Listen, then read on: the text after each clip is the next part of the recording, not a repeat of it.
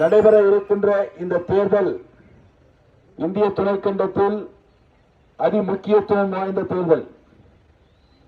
ஏனென்று சொன்னால், மக்களை காப்பாற்றுவோம் என்று சொல்லி ஆட்சிக்கு வருகின்றவர்கள் மக்களை காப்பாற்றாமல் தனக்காகவும் தன் குடும்பத்திற்காகவும் தான் சார்ந்திருக்கின்ற கழகத்திற்காகவுமே ஆட்சி நடத்துகின்ற ஆட்சியாக இன்று தமிழகத்தில் திராவிட முன்னேற்ற கழக ஆட்சி இருந்து கொண்டிருக்கிறது. இந்த ஆட்சி 5 ஆண்டு காலத்தில் செய்த சாதனைகள் சட்டம் ஒழுங்கு முழுமையாக சீரழிந்திருக்கிறது. ஒரு சாதனை.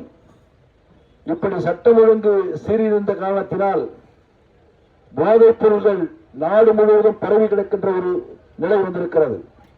சாதாரண டீ கடையிலிருந்து பெட்டிக்கடையிலிருந்து பல்வேறு வகையான போதைப் பொருள்கள் இளைஞர் மத்தியில் கிடைத்து இளைஞர்கள் சீரழிந்து கொண்டிருக்கின்ற ஒரு சூழல் வந்து கொண்டிருக்கிறது. அதைத் தொடர்ந்து இந்த போதைப் பொருளினால் சகோதரிகள், தாய்மார்கள் பாதுகாப்பாக வாழ முடியாத ஒரு அவநிலைமை உருவாகிக் கொண்டிருக்கிறது. அதற்கு நம்முடைய மாவட்டமே சாட்சி. அஞ்செட்டி அருகாமையில் 2.5 வயது பெண் பிள்ளை ஒரு காமுகன் போதையால் அந்த பெண் பிள்ளையை பாலியல் பலாத்காரம் செய்து கொலை செய்திருக்கிறான். அவனும் ஒரு திராவிட முன்னேற்ற கழகத்தைச் சேர்ந்தவன். 2 வயது பெண் குழந்தையை அவன் பாலியல் துன்பம் செய்கிறான் என்று சொன்னால், அவன் உட்கொண்ட அந்த போதைப் பொருள் எவ்வளவு கொடியதாக இருக்க வேண்டும் என்பதை நாட்டு மக்கள் சிந்திக்க வேண்டும். அது மட்டுமல்ல, ஓசூரில் ஒரு கல்லூரி படிக்கின்ற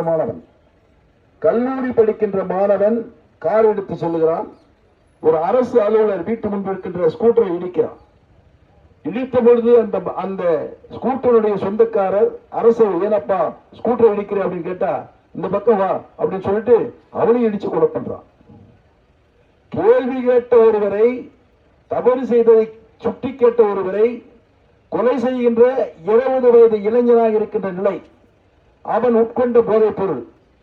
அவன் சாதாரணமாக இருந்தால் அது மிகப்பெரிய தவறு என்று சிந்திக்கக்கூடிய அந்த மாணவன் அந்த போதைப் பொருளை உட்கொண்டதால் கேள்வி கேட்டதற்காக கொலை செய்யக்கூடிய அளவிற்கு அந்த நஞ்சுவை நாடு முழுவதும் பரவி விடுத்தவர் இந்த திராவிட முன்னேற்ற கழகத்தினுடைய தலைவர் திரு ஸ்டாலின் அவர்கள்.